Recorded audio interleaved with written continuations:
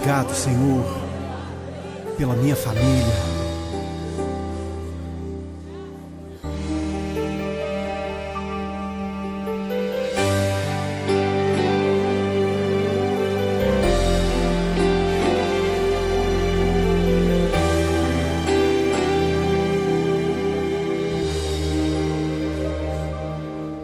Te agradeço pela minha família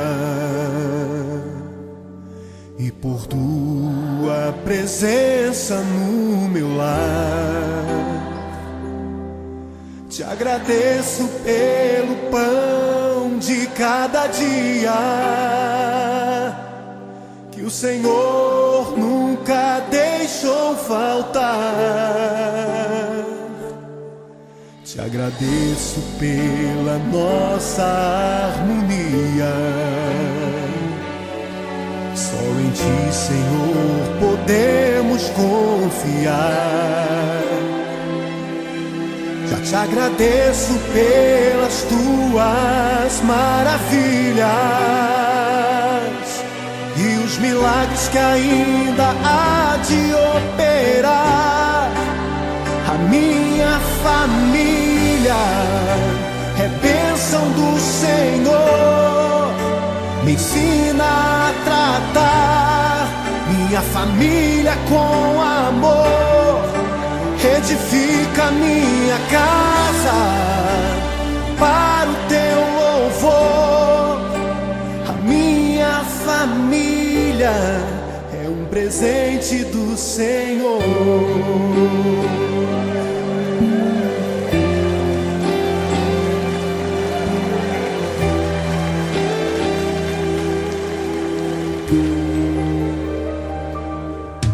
Te agradeço pela minha família e por Tua presença no meu lar. Te agradeço pelo pão de cada dia que o Senhor nunca deixou faltar. Te agradeço pela nossa harmonia. Só em Ti, Senhor, podemos confiar. Já te agradeço pelas Tuas maravilhas e os milagres que ainda há de operar. A minha família é bênção do Senhor. Me ensina a tratar minha família com amor. Edifica minha casa para o Teu louvor. A minha família é um presente do Senhor. A minha família é bênção do Senhor. Me ensina a tratar minha família com amor. Edifica minha casa para o Teu louvor. A minha família é um presente do Senhor.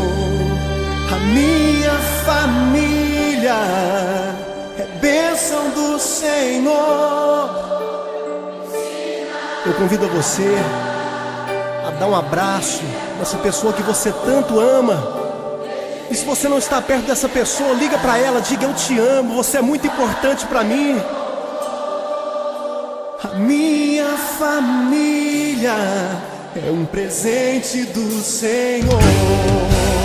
A minha família é bênção do Senhor. Me ensina a tratar minha família com amor. Edifica minha casa para o Teu louvor. A minha família é um presente do Senhor.